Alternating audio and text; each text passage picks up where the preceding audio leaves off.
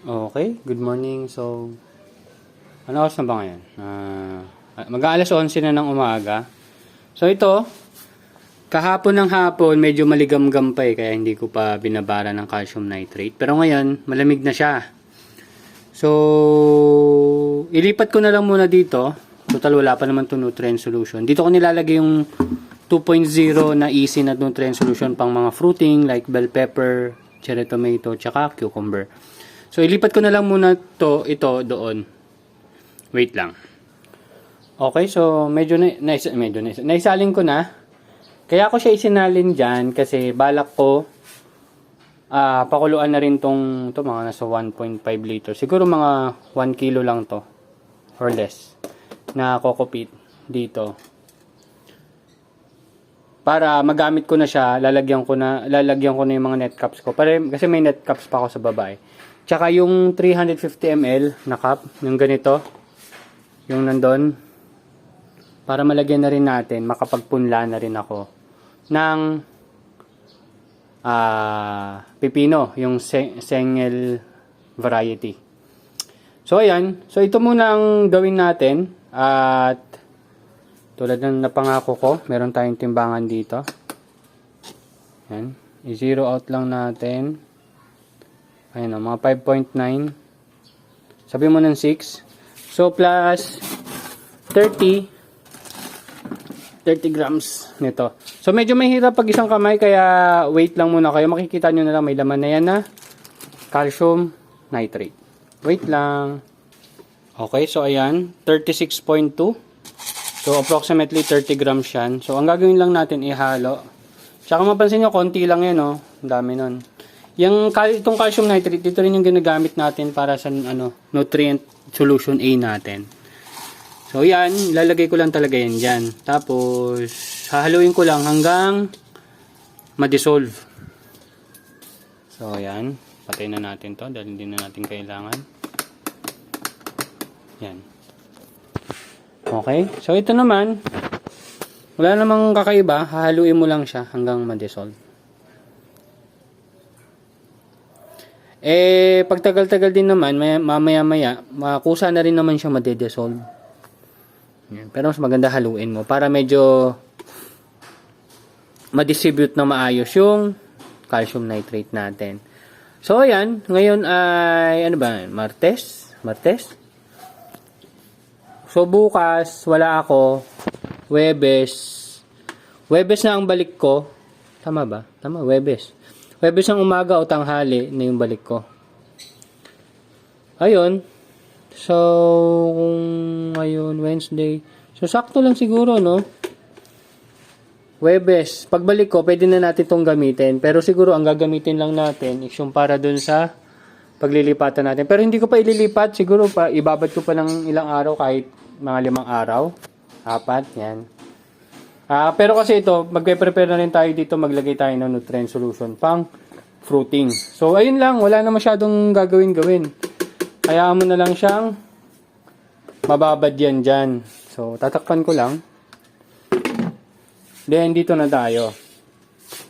So, ito naman, na-sterilize natin dati at nababad na rin sa calcium nitrate. Kaso, natenga na to mga 2, 3, 4 na linggo na siyang tenga.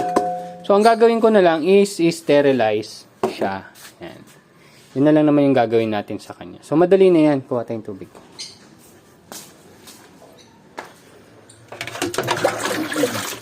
Ito, mga 2 liters to. Pero dito, hindi naman tayo magano ng calcium nitrate. Kailangan lang natin siyang mababad. Tapos, papakuluan ko lang. Kahit 10 minutes lang. Basta kailangan ko pag kumulo na. Yan, okay na siguro yan. Okay na yan. So, tulad ng ginawa natin nung last time. Saksak ko lang. Tapos,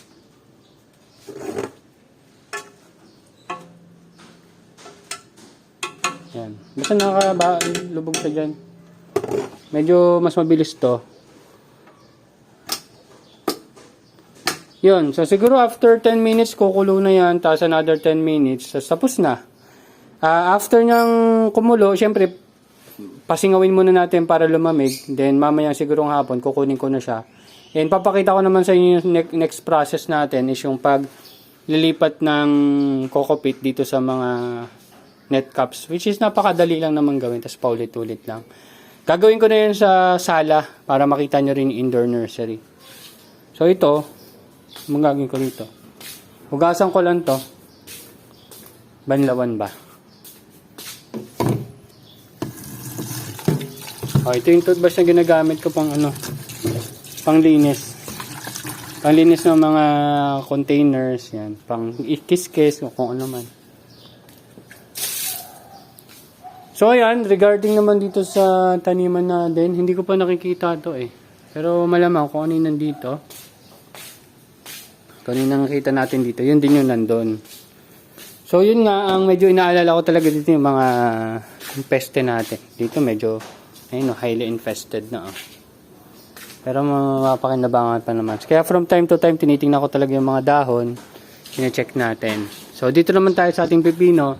Ito malamang, abnormal na to. Hindi na nagtuloy, abort na yan. Pero tingnan mo, ang dami na kaagad. So, after 4 months niya, nagtutuloy-tuloy na siya magbunga.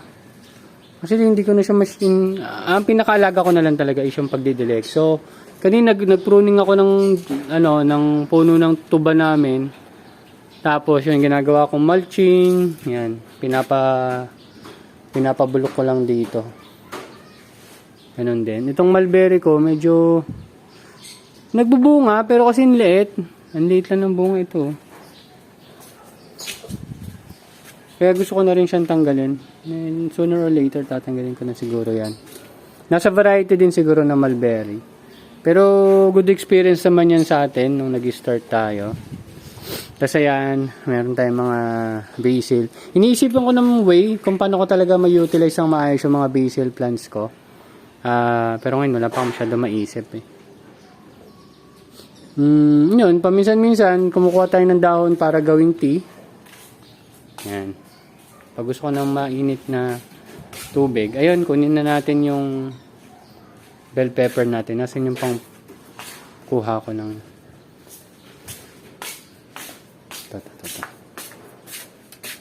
Ayan, maya kukulo na yan. Pag kumulo, 10 minutes lang. Kahit nga 5 minutes lang eh. Basta gusto ko lang mamatay. Kasi minsan may mga insekto doon.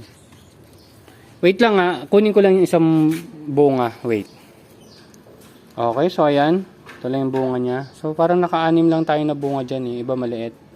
Pero, i-stop na rin natin to. So, kung mapansin nyo yun, nagkakaroon din siya ng peste. Ayaw ko naman mailipat dito sa lettuce natin. Which is, yun nga, nagkakapeste na rin. So, papatayin ko na po yan. Hindi na natin itutuloy ang bell pepper. Ang itutuloy natin is yung cucumber. Yan. So, sana maging maayos yung cucumber natin. And tinignan ko rin kasi sa companion planting, lettuce, cucumber, magandang pagsamahin. Yun sabi. Kaso sa lupa yun eh. Hindi naman tayo sa soil nagpapatubo. Pero yun pa rin ang... Kasi primary yan. Gamit na gamit ko talaga yung cucumber. Ito rin naman siguro, gamit na gamit ko. Kaso wala na akong peso. Tsaka parang hindi ako maayos magpatubo. So kasalanan ko pa rin naman. Ayun, so yun lang. Update ko na lang kayo yung next makikita nyo lang yung next process natin is yung paglilipat ng coco peat sa mga net caps. So ayan yung mga tanim natin. So this week or next week, yun yung harvest natin. At saka ito. Then next week itong tatlo. Ayan. Kitang-kita nyo na nagsisiksikan talaga sila. Kaya isang problema niyan, pag napeste nga yung isa, mapipeste rin yung isa. Pero tulad nga na nakikita ko, hindi siya ganun kabilis dumami, pero baka pag tagal-tagal, dun tayo madali. Yan. Kaya, yung mga napagbebentahan ko rin, pwedeng pambili natin ng organic pesticide so far. Sana. Siguro bibili tayo nun. Para, bacillus ba yun or something? Basta ganun. Ayun. So, update na lang kayo. Lagi naman tayo mag-update para makita nyo. And that's it. Thank you very much and see you next update. Bye-bye.